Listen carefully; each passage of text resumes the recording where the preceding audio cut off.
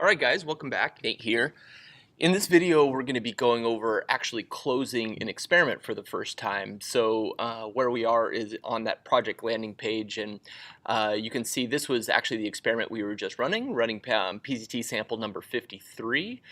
So we've gone off to the lab, gotten all of our notes. Now it's time to actually close out the experiment and determine what exactly happened.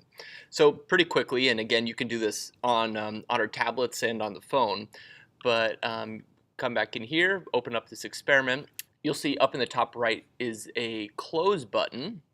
And what that produces is this module. Well, the first thing you'll see, just kind of working from left to right, is down at the bottom of the left is that objective and metric of success that we wrote before we actually ran the experiment. That's really kind of defining what were we setting out to do.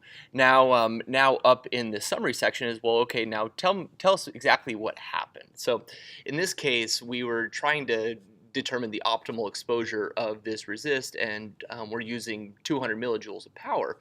And so we can call this, say it was a failure. Say recommend doubling the dose to 400 millijoules. Great. So that's the first piece, and then the second piece is actually going through each individual process and identifying or confirming whether a failure point or if everything succeeded. Well, in this case, here the first process we did was we were depositing SaO2 as our seed layer, and well, that piece actually succeeded. But maybe down here, this is the one that ended up failing, and telling us why it failed. We'll say we underexposed it is what happened. And then if you want to actually give more specific details, you come down to this exposure step and say, well, hey, need to double the exposure.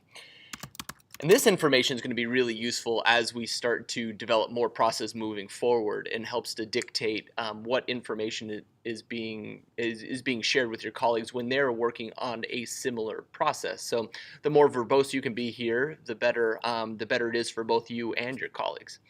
So now once we have that figured out, scrolled through, we've reviewed our first process, we've indicated it's failed, our first process we've indicated it's succeeding, and our second bilayer process we've indicated it's failed and outlined exactly why. Now all we do is go ahead and close that experiment. And where that's going to take us to is back to that project landing page, and you get that confirmation that, yep, it is in fact closed, and now we can move on. Well, that's it for this one. We'll talk to you soon.